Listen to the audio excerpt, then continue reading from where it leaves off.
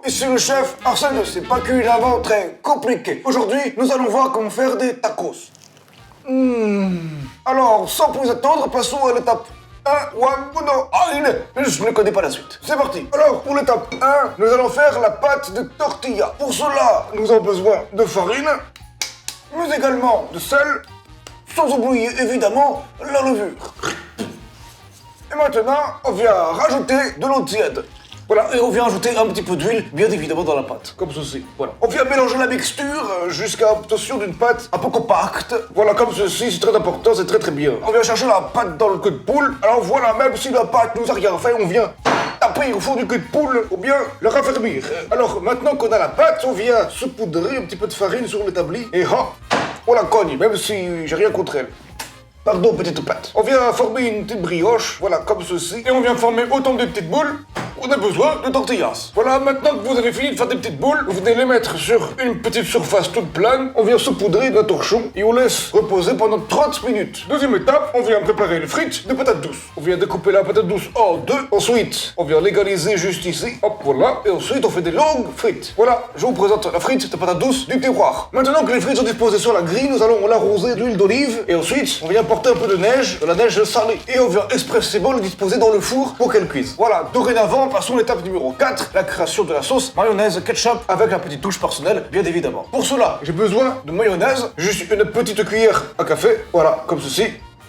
La bonne mayonnaise de mon pays. Et également de ketchup. Voilà, comme ceci. Et la petite touche maison, une cuillère à soupe de whisky, comme ceci. Et on n'oublie pas de son plaisir, évidemment. On rajoute un peu de whisky dans un verre, et ça, c'est pour le plaisir personnel.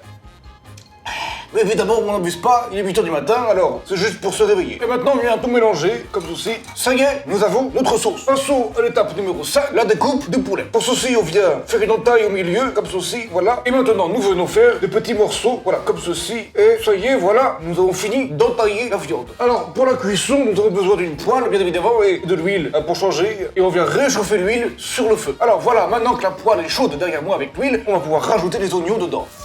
Alors, on n'a pas envie qu'ils bronzent encore les oignons, on veut juste qu'ils s'imbibent d'huile. Ils vont pouvoir brunir lorsque la viande viendra s'ajouter à la mixture. Maintenant que les oignons ont bu toute l'huile de la poêle, on va pouvoir ajouter la viande.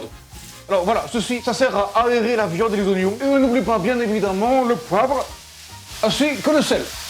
Voilà, maintenant que c'est cuit, on va pouvoir réserver la poêle de côté. En attendant, nous allons procéder à la sauce fromagère. Pour la sauce fromagère, nous avons besoin d'une casserole. On vient ajouter dedans notre crème fraîche, voilà, comme ceci, et on vient réchauffer la crème. Voilà, alors maintenant que la crème fraîche est venue à ébullition, nous allons rajouter le fromage râpé. Le fromage râpé, le voici, il est ici. J'ai rajouté deux saveurs différentes. Une saveur orange et une saveur jaune.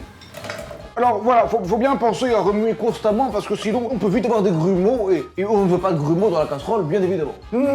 Des saveurs de mon pays. Alors voilà, notre sauce fromagère est fin prête à l'action. Nous allons pouvoir procéder à la cuisson des galettes de tortilla et commencer le dressage pour une dégustation qui s'approche à grands pas. Alors, étape suivante, nous allons pouvoir procéder à l'étalement de la pâte à tortillas. Pour ceci, je viens rajouter un peu de farine sur l'établi.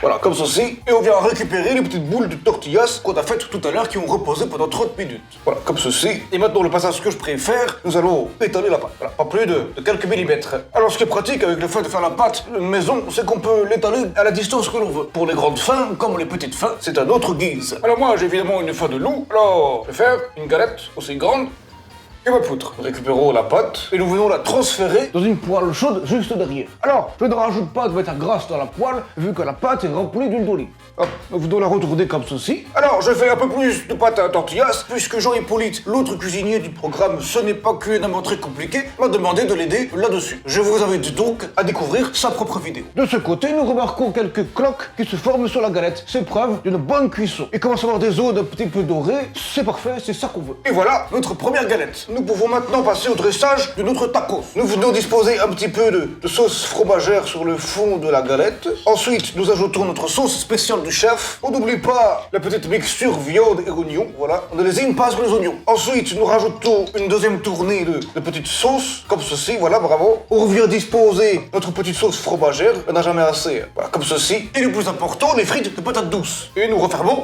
le tacos. Je fais face à un tacos un peu rebelle, mais il va plier, ne vous inquiétez pas. Alors, pour le grill, si vous n'avez pas de grill, vous pouvez tout à fait mettre votre tacos dans une poêle chaude. Je reprends la poêle de la viande pour que le jus de viande vienne imbiber un petit peu le tacos. Et ensuite, avec une poêle chaude, nous venons recouvrir le tacos dans la poêle, comme ceci. Et voilà, notre tacos. On va rajouter un petit peu de verdure, c'est toujours très joli dans l'assiette. Hein. Hop, comme ceci.